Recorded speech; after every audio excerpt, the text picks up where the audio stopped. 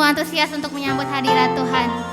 Dimanapun kita berada, di rumah-rumah, mari kita siapkan hati kita untuk memberikan persembahan yang terbaik bagi Tuhan. Mari kita berdoa. Kami mengucap syukur Tuhan untuk sampai kepada hari ini, kepada sore hari ini Tuhan kami ada. Kami tahu semua karena berkat kasih kemurahan-Mu Tuhan, bukan karena kuat dan gagah kami Bapa. Ini setiap kami generasi Yeremia-Mu Tuhan. Kami mau Tuhan di dalam setiap situasi dan keadaan hidup kami Bapa, mata kami dan hati kami terus tertuju kepadamu Bapa. Kami mau menggantungkan hidup kami ke dalam-Mu Tuhan, dan kami mau berpengharapan penuh hanya kepadamu Bapa. Yesus Tuhan.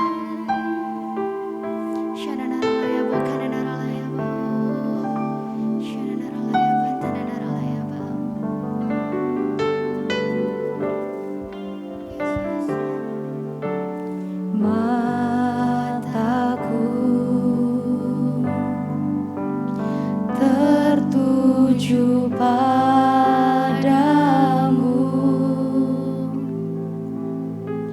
segenap hidupku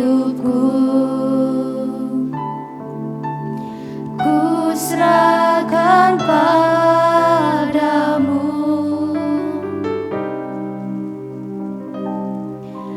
Bimbing aku masuk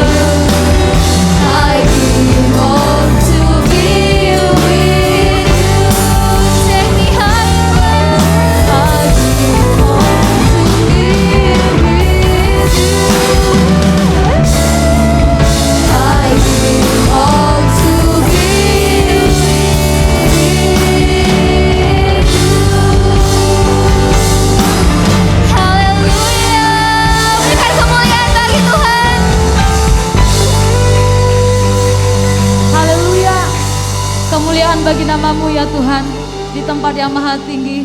Dan pada saat ini Tuhan, kami akan memuji nama-Mu Tuhan, sebab firman-Mu adalah pelita bagi kami Tuhan. Terpuji nama-Mu Tuhan, di dalam nama Tuhan Yesus. Yang siap memuji Tuhan, sama-sama kita katakan amin.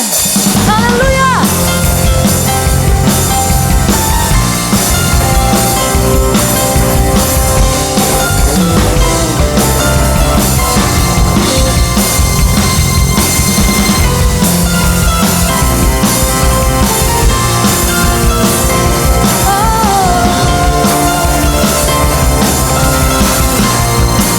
Mari sama-sama kita katakan, firman Tuhan kita bagi kakiku.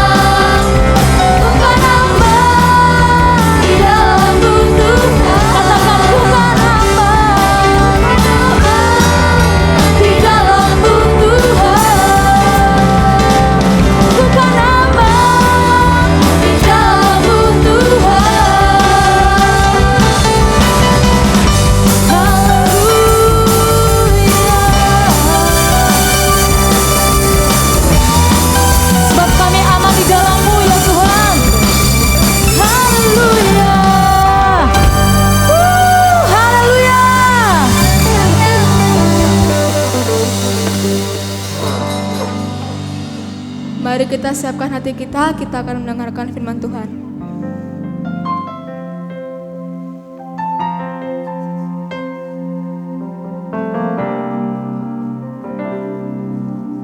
Tak akan pernah ku sesali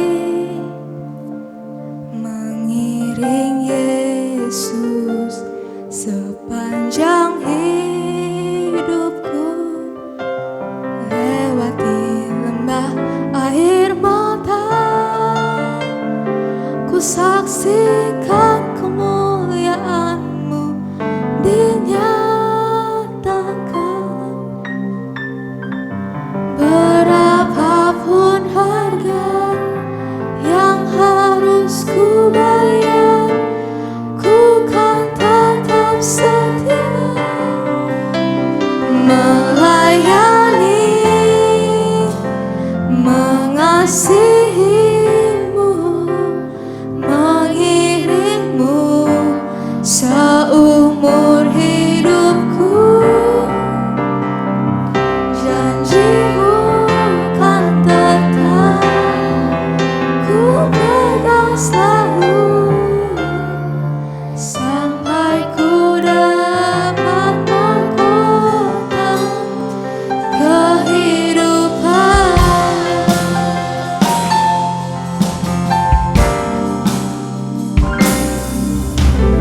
Tak akan pernah ku sesali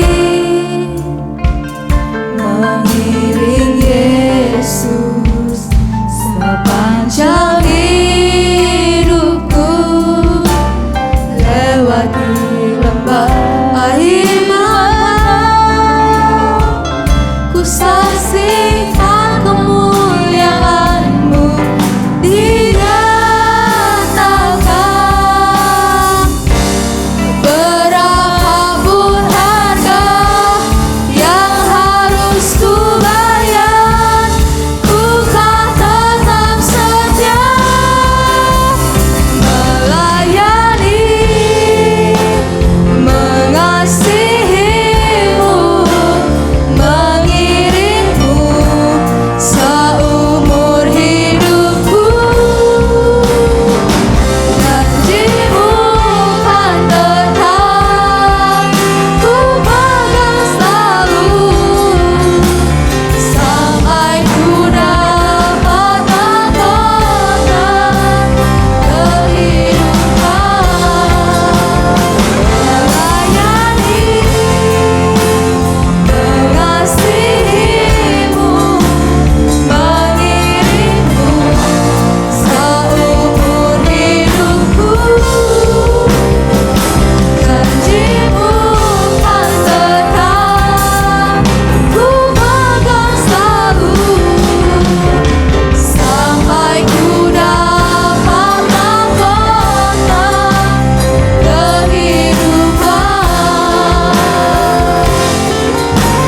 Sampai ku dapat mahkota kehidupan.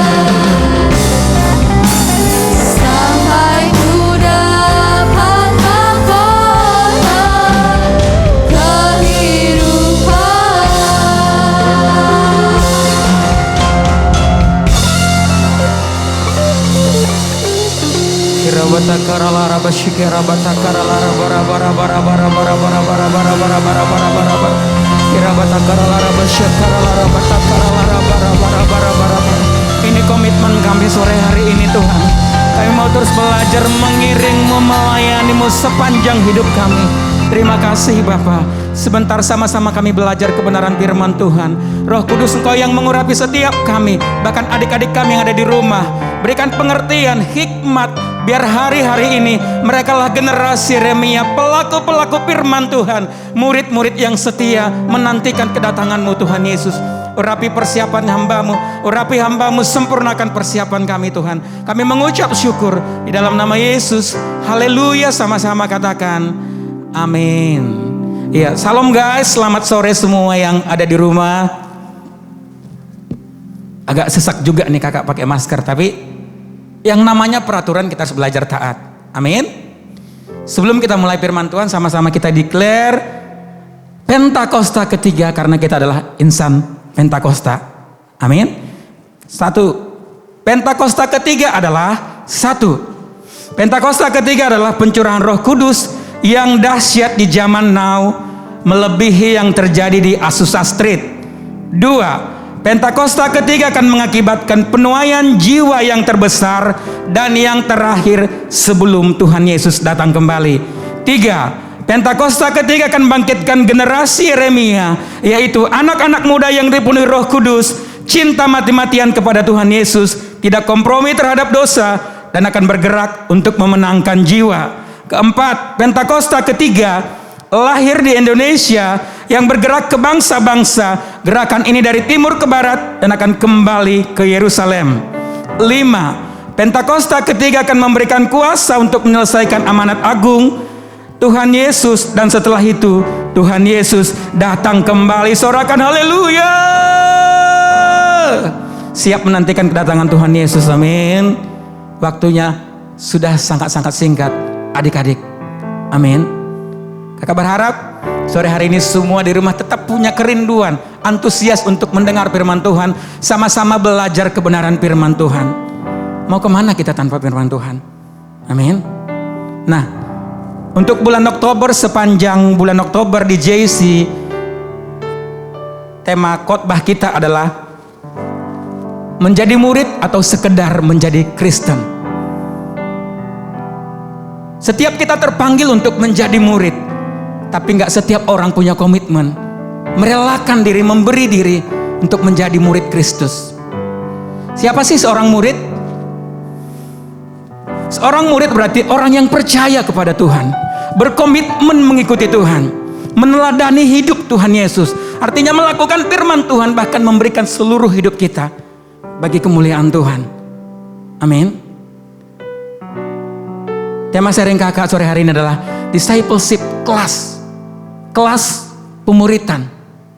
Untuk menjadi murid, kita nggak bisa cuma sekedar beribadah di hari Minggu atau hari Sabtu seperti sekarang ini.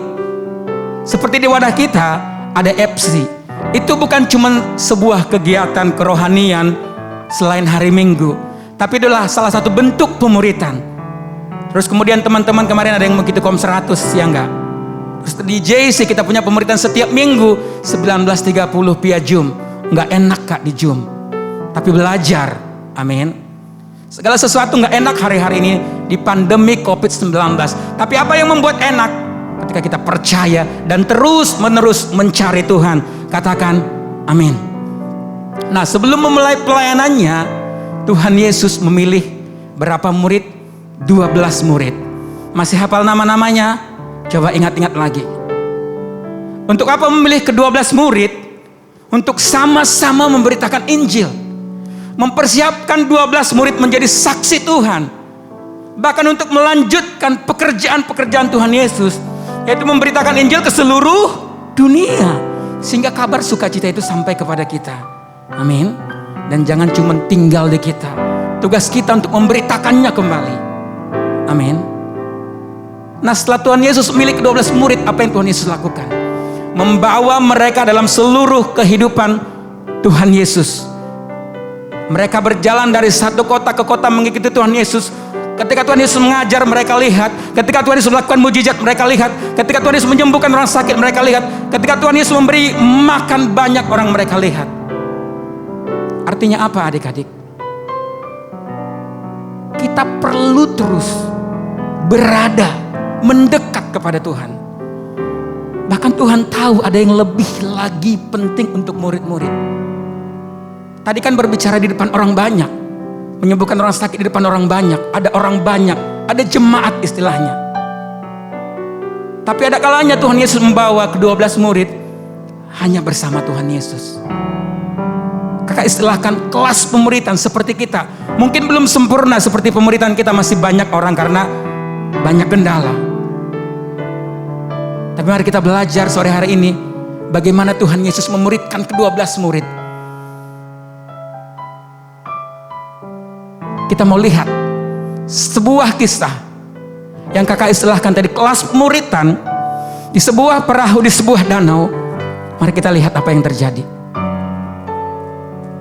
Suatu hari Tuhan Yesus mengajak murid-muridnya naik perahu untuk menyeberang ke sisi lain danau itu.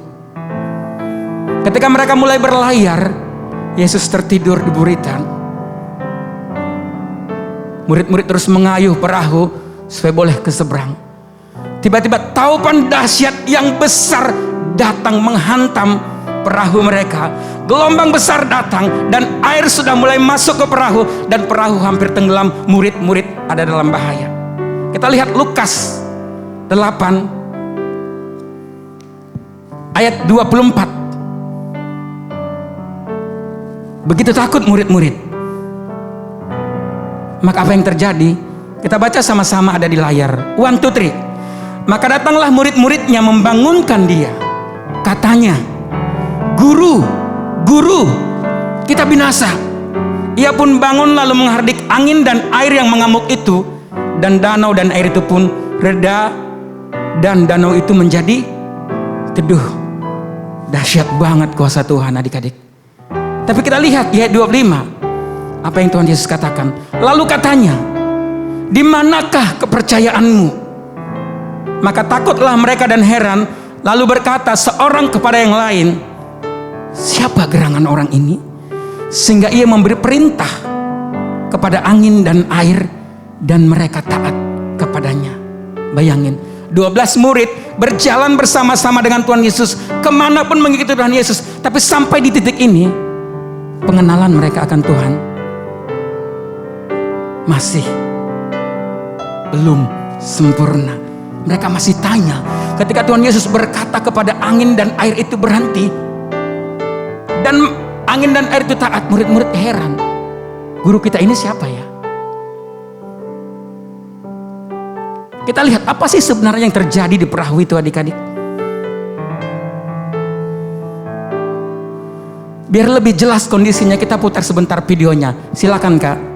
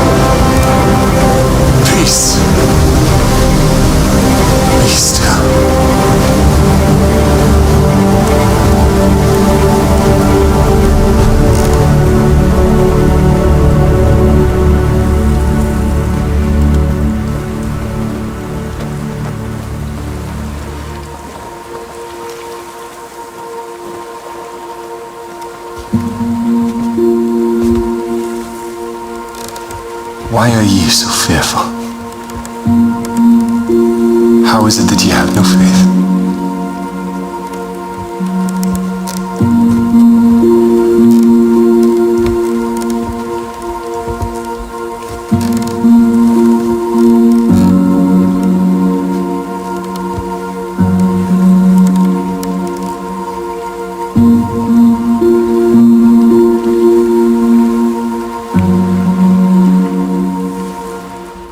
Adik-adik, sebenarnya apa sih yang terjadi di perahu itu?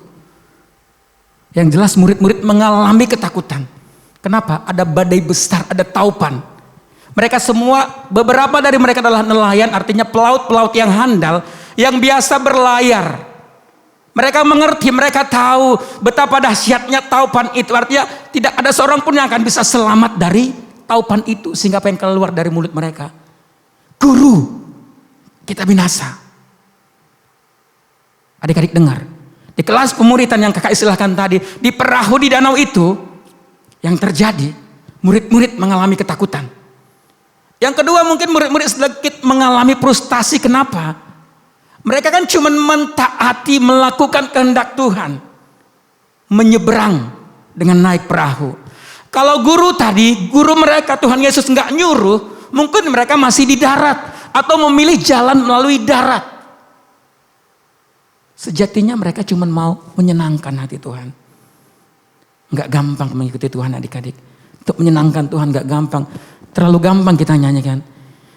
Tuhan, ku mau menyenangkan-Mu. Tapi jangan bayar harga ya Tuhan. Kalau bisa sambil main game boleh nggak menyenangkan Tuhan? Ya enggak. Yang ketiga, faktanya di kelas itu, di perahu itu, walaupun Tuhan Yesus ada, taupan besar tetap ada. Adik-adik kamus bahasa Indonesia berbicara begini, taupan adalah angin atau badai besar yang sangat kuat dengan pusaran angin dan kecepatannya kira-kira 120 km per jam. Angin ini bergerak, mengaduk laut bagian bawah menyebabkan gelombang besar yang sangat kuat. Artinya bisa membalikkan perahu murid-murid. Artinya apa? Ikut Tuhan Yesus juga bukan lurus-lurus saja. Bukan artinya masalah kita selesai. Tapi satu, ketika kita bersungguh-sungguh mengikuti Tuhan Yesus, ujung-ujungnya kita menang, amin. Ujung-ujungnya kita diberkati, amin. Ujung-ujungnya kualitas kerohanian kita pasti naik, katakan amin. Nah, pertanyaannya, apa Tuhan Yesus nggak tahu akan ada taupan ketika mereka mau menyeberang? Coba adik-adik pikirin sebentar. Apa Tuhan Yesus nggak tahu? Jangan ragu jawab. 100% tahu. Karena Tuhan Yesus 100% Allah, 100% manusia. Tuhan Yesus tahu apa yang terjadi beberapa detik ke depan, besok. Tuhan Yesus tahu hari-hari ini ada COVID-19. Manusia pusing, Tuhan nggak pusing. Tuhan berkuasa atas COVID-19. Mengapa belum berakhir? Itu kedaulatan Tuhan. Tugas kita bukan tanya Tuhan kapan berakhir, tapi tugas kita mencari Tuhan. Banyak di hadirat Tuhan hari-hari ini. Ikuti tuntunan dari wadah kita. Amin. Yang kedua, kalau Tuhan Yesus tahu, kenapa nggak memilih jalan dari darat? Jadi nggak perlu ada angin taupan. Apa tujuan Yesus melalui peristiwa ini? Apa tujuan Tuhan Yesus membawa murid-murid di kelas pemuritan ini, di perahu ini, di sebuah danau, tiba-tiba angin taupan besar datang. Murid-murid dalam keadaan hidup atau mati. Kita lihat, tujuan Tuhan Yesus melalui peristiwa yang terjadi ini adalah, yang pertama, murid-murid lebih mengenal Tuhan Yesus. Amin. Kita nggak bisa mengenal Tuhan Yesus lebih dalam kalau kita cuma ikut ibadah. Ibadah memang harus, katakan amin. Dan kakak percaya hari-hari ini semua beribadah dengan antusias. Nggak ada cuma buka 5 menit tutup. Kakak percaya dari awal sampai akhir semua mengikuti, katakan amin. Nggak cukup. Ada hal-hal adik-adik yang nggak bisa dibahas secara detail di ibadah seperti ini, tapi bisa dibahas di pemuritan. Kenapa? Mungkin waktu yang terbatas. Di kelas pemuritan, kita akan dituntun semakin mengenal Tuhan seperti peristiwa yang terjadi kepada ke-12 murid. Mereka masih tanya, siapa gerangan orang ini? Padahal sudah sekian lama mereka mengikut Tuhan. Tapi ketika melihat kuasa Tuhan, mereka menjadi takut dan hormat kepada Tuhan. Murid-murid lebih mengenal Tuhan Yesus dan memiliki sikap takut dan hormat akan Tuhan. Kita lihat Mazmur 89 ayat 9 dan 10 ada di layar, sama-sama kita baca. Ya Tuhan Allah semesta alam, siapakah seperti Engkau? Engkau kuat, ya Tuhan, dan kesetiaan-Mu ada di sekelilingmu. Engkaulah yang memerintahkan kecongkakan laut pada waktu naik gelombang-gelombangnya. Engkau juga yang meredakannya. Murid-murid masih heran, orang ini siapa ya? Angin dan air pun taat, dengar sama suara Tuhan, sama firman Tuhan. Guys, jangan kalah sama angin sama air. Taat, amin. Dengar-dengaran, amin. Tapi ketika murid-murid melihat kuasa Tuhan Yesus menghentikan badai itu, ada rasa takut, heran, hormat yang timbul dalam diri murid-murid. Adik-adik dengar, pemuritan menuntun kita, membawa kita semakin dalam mengenal Tuhan. Jadi sayang sekali kalau kita melewatkan. Amin. Yang kedua, kepercayaan mereka makin teguh kepada Tuhan Yesus. Tuhan masih melihat keraguan-raguan mereka terhadap Tuhan. Sehingga di ayat 25 Tuhan Yesus berkata, "Di mana kepercayaanmu?" Terjemahan lain berkata seperti ini, "Mengapa kamu meragukan aku? Di mana imanmu?" Banyak orang mengaku percaya kepada Tuhan. Tapi ketika ada masalah, ada sesuatu yang terjadi, mereka mulai bimbang, mereka mulai ragu. Sehingga kita gak cuma sekedar percaya. Kita percaya karena kita mengenal Tuhan, mengalami Tuhan, dan memiliki keintiman dengan Tuhan. Kekristenan tanpa perjumpaan, tanpa pengalaman dengan Tuhan, mengalami Tuhan, itu rapuh. Ada sedikit badai, seperti benih yang ditabur di bebatuan. Sedikit badai, sedikit hujan saja, mati dengan teratur. Pemuritan menuntun kita, membawa kita semakin teguh percaya kepada Tuhan. Terkhusus di hari-hari ini, mungkin di COVID-19, kakak tahu adik-adik gak nyaman. Sekolah online, ibadah gak online. Tapi mari meneguhkan iman percaya kita kepada Tuhan, menguatkan iman percaya kita kepada Tuhan, mencari Tuhan dengan sungguh-sungguh. Amsal 3 ayat 5 berkata, "Percayalah kepada Tuhan dengan segenap hatimu, dan janganlah bersandar kepada pengertianmu sendiri." Yang ketiga, mengasihi Tuhan lebih dari apapun. Mengasihi berarti rela berkorban, rela bayar harga, rela bayar tenaga, bahkan materi, segala-galanya kita lakukan karena kita mengasihi Tuhan. Coba cek hari-hari ini, masih mengasihi Tuhan gak sih? Lukas 9:24 berkata, "Karena barang siapa mau menyelamatkan nyawanya akan kehilangan nyawanya, tapi barang siapa kehilangan nyawanya karena aku, ia akan menyelamatkannya." Di kelas ini murid-murid diajarin untuk lebih mementingkan Tuhan Yesus, mementingkan kehendak Tuhan daripada diri mereka sendiri, daripada nyawa mereka sendiri. Kenapa? Karena Tuhan memelihara mereka. 2 Timotius 2:4 berkata, "Seorang prajurit yang sedang bertanding, sedang berjuang, tidak memusingkan dirinya dengan soal-soal penghidupannya, supaya dengan demikian dia berkenan kepada komandannya." Mengasihi berarti rela berkorban. Coba cek, apakah kita masih mengasihi Tuhan hari-hari ini? Jangan dulu jauh-jauh adik-adik. Taruh nyawa jangan dulu. Materi jangan dulu. Boleh enggak?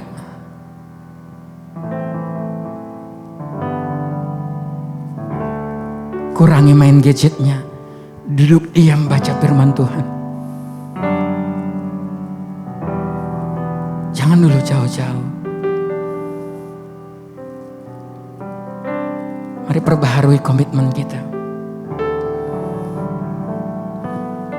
Aku mengasihi Engkau Yesus dengan segenap hatiku. Aku mengasihi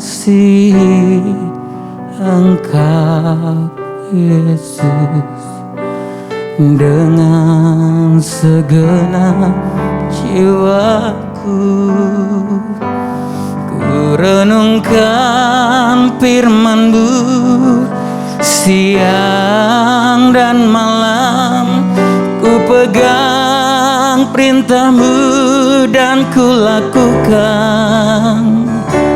Engkau tahu ya Tuhan, tujuan hidupku hanyalah untuk menyenangkan hati-Mu. Nggak enak sebenarnya adik-adik.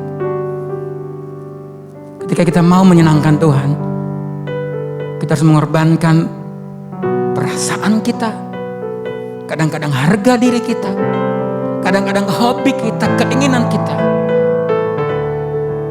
Bukankah kalian sudah bersaksi semua di kelas pemuritan? Kita post di Instagram JC, bagaimana kalian bilang sebenarnya sulit untuk baca Alkitab. Kadang-kadang bosan, kadang-kadang malas. Tapi banyak yang berhasil melakukannya di tahun-tahun kemarin. Selesai membaca kitab Kejadian sampai Wahyu, amin. Guys, ini Oktober. Sudah sampai sejauh mana pembacaan kalian? Kakak untuk tahun ini masuk di pembacaan ketiga. Bukan sesuatu yang enak, kakak juga malas kalau mau jujur. Tapi kakak mau berkata dalam diri kakak, Tuhan tuntun aku untuk mengasihi Engkau. Bangun setiap pagi itu gak enak loh. Jam 5 alarmnya bunyi, kakak masih mau tarik selimut. Tapi aku mengasihi Engkau Tuhan. Kakak bangun. Bahkan untuk berdiri di depan adik-adik melayani hari-hari ini bukan sesuatu yang mudah buat kakak-kakak mentor. Tapi itulah bukti kita mengasihi Tuhan. Amin. Mengasihi Tuhan lebih dari apapun. Yang keempat, di kelas itu apa yang terjadi? Murid-murid mengalami kuasa Tuhan, sehingga mereka dengan berani, selanjutnya mereka dengan berani, dengan otoritas Tuhan memberitakan firman Tuhan. Mereka nggak peduli bagaimana masalah, tantangan yang mereka hadapi, mereka bergerak maju.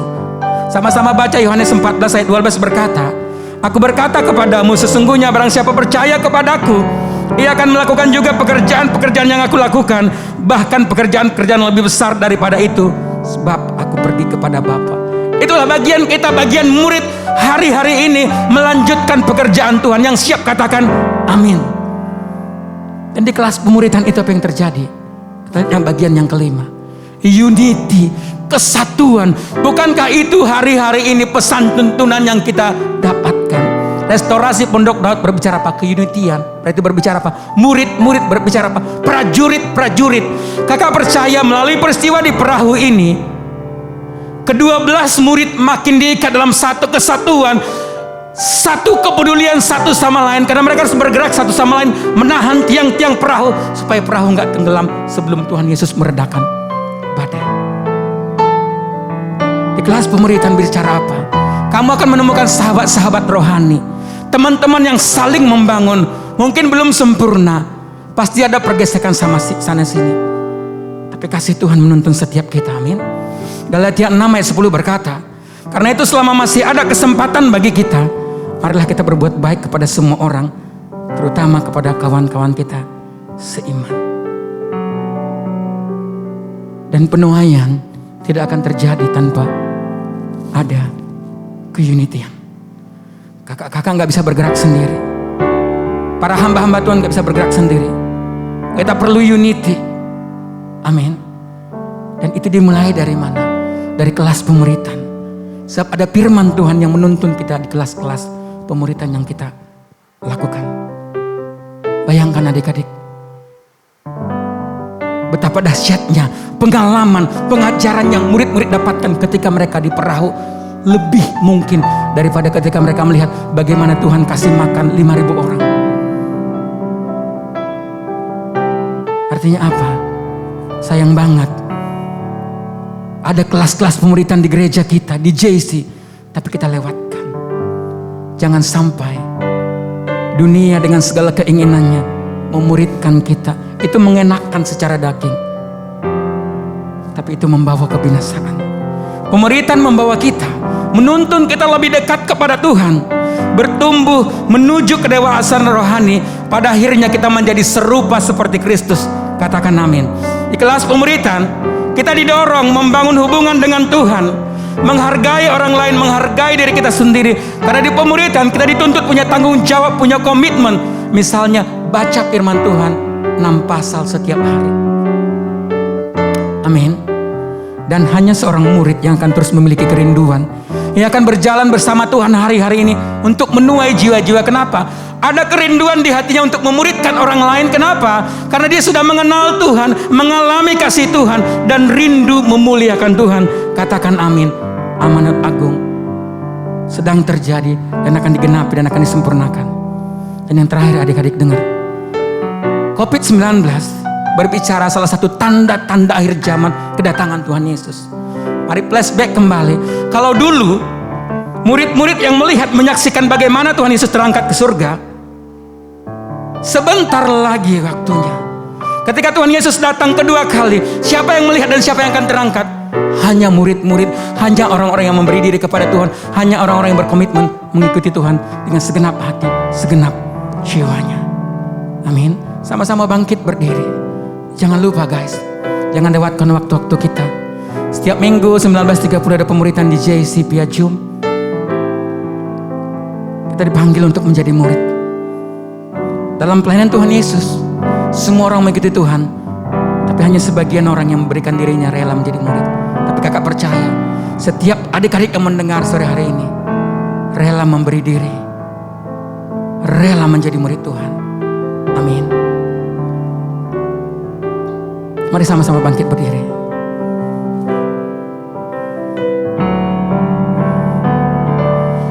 Ku renungkan firman-Mu siang dan malam, ku pegang perintah-Mu dan ku lakukan.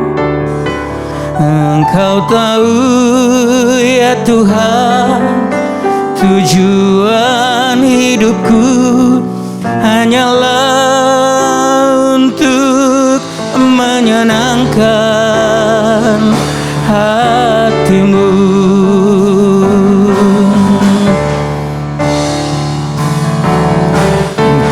Renungkan firman-Mu siang dan malam, ku pegang perintah-Mu dan ku lakukan. Engkau tahu ya Tuhan, tujuan hidupku hanyalah untuk menyenangkan hati-Mu.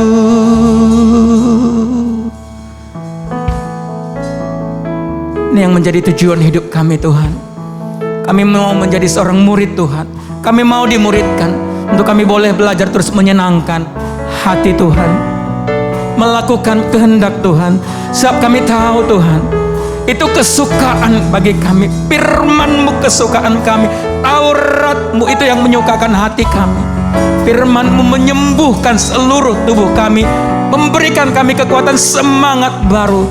Dan hari-hari ini kami berkata, kamilah murid-murid di hari-hari terakhir yang akan terus bersama-sama menggenapi amanat agung menjadi prajurit-prajurit Tuhan. Bahkan bersedia dimuridkan untuk kelak memuridkan jiwa-jiwa bagi hormat kemuliaan nama Tuhan. Kami mengucap syukur Bapa, terima kasih materaikan firman-Mu bagi setiap kami. Adik-adik, mari angkat kedua tangan kita tinggi-tinggi, kita akan mengakhiri ibadah kita. Terimalah segala berkat yang terbaik dari Tuhan. Tuhan menyertai dan Tuhan melindungi engkau.